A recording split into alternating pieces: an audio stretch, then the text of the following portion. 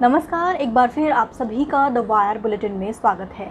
मैं हूं ऋतु तोमर और चलिए खबरों की शुरुआत हमेशा की तरह सुर्खियों से। उत्तर प्रदेश में विशेष सुरक्षा बल का गठन, बिना वारंट तलाशी और गिरफ्तारी का अधिकार होगा। केंद्र सरकार ने दिल्ली हाईकोर्ट से कहा, हमारा समाज समलैंगिक विवाह को मान्यता नहीं देता। अदालत की अवमानना मामले में प्रशांत भूषण ने सुप्रीम कोर्ट के फैसले पर पुनर्विचार याचिका दायर की और देश भर में कोरोना वायरस से 80,000 से ज्यादा मौतें। अब खबरें विस्तार से।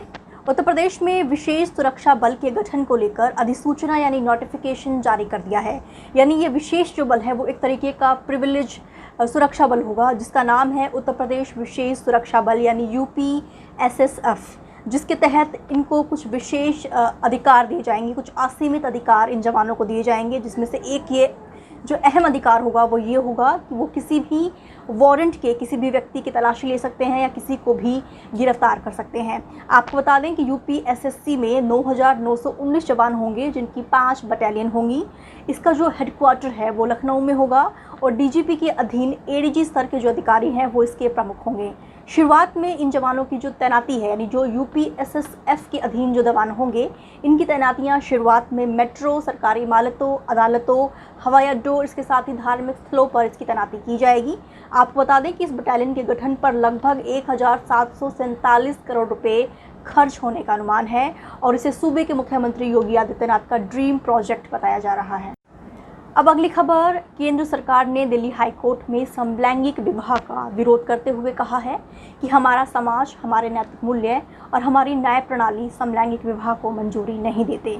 हिंदू विवाह अधिनियम के तहत समलैंगिक विवाह को मान्यता देने की मांग वाली जनहित याचिका का विरोध करते हुए केंद्र सरकार की ओर से इस मामले में पेश सॉलिसिटर जनरल तुषार मेहता ने दिल्ली हाईकोर्ट के चीफ जस्टिस DN पटेल और इसके साथ ही जस्टिस प्रतीक जलान की पीठ के समक्ष टिप्पणी की।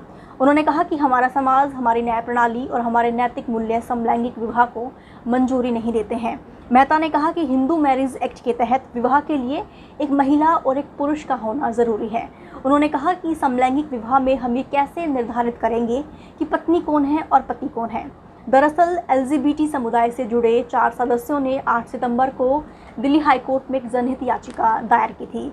इस याचिका में कहा गया था कि हिंदू मैरिज एक्ट में ये कहीं नहीं कहा गया है कि विवाह के लिए महिला और पुरुष का होना ही ज़रूरी है।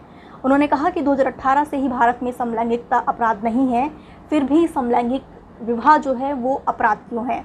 आपको बता दें, दरअसल सितंबर 2018 में भारत ने समलैंगिकता को अपराध की श्रेणी से बाहर कर दिया था। हालांकि उस फैसले में समलैंगिक विवाह का कोई जिक्र नहीं किया गया था। और अब अगली खबर। वरिष्ठ वकील प्रशांत भूषण ने अदालत की अवमानना के मामले में सुप्रीम कोर्ट के फैसले के खिलाफ पुनर्विचार याचिका दायर की है। प्रशांत भूषण ने दरअसल सुप्रीम कोर्ट से कहा है कि वो अपने फैसले पर दोबारा विचार करें। आपको बता दें कि इससे पहले सुप्रीम कोर्ट ने प्रशांत भूषण को अदालत की अवमानना का दोषी ठहराते हुए उन पर 1 रुपये का जुर्माना लगाया था। प्रशांत भूषण ने इस 1 रुपये की जुर्माना राशि को भरते हुए कहा है कि उनके जुर्माना भरने का मतलब ये नहीं है कि इन्होंने अदालत के फैसले को स्वीकार कर लिया है।